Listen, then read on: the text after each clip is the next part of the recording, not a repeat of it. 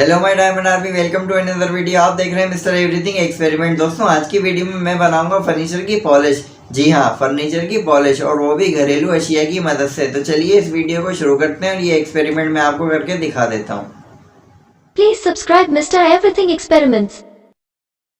तो भाई लोगों, सारा झाम झमेला ले आया हूँ मैं, छत पे सारी सेटिंग कर ली है। अब इस चूल्हे को जलाने के बाद क्या होगा, बस आप देखते जाएं कि होगा क्या। बहरहाल जो भी होगा वो बेहतरीन होगा। इसमें डाल दिया है मैंने सरसों का तेल, जिसको आप इंग्लिश में कहते हैं मस्टर्ड ऑयल। तो अब इसमें क्या डलेगा, इसमें एक और चीज़ डलेगी जिसको आप कहते हैं बिरोज़ा।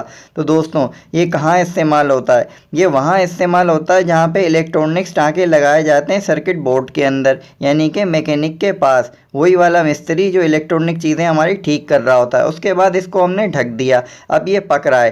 थोड़ी देर के बाद इसका ढकना उतारेंगे कि हशर क्या हुआ। तो दोस्तों, यहाँ पे आप देख सकते हैं इसमें सारी भाप हो चुकी है, और दोस्तों इसके वेपर्स के अंदर आग भी लग जाती है। और देखें दोस्तों, यहाँ पे लग चुकी है। अब क्या होगा, इसकी ऑक्सीजन रोकी, दोबारा से ढकना ढका, और उसके बाद इस आग को बुझा दिया।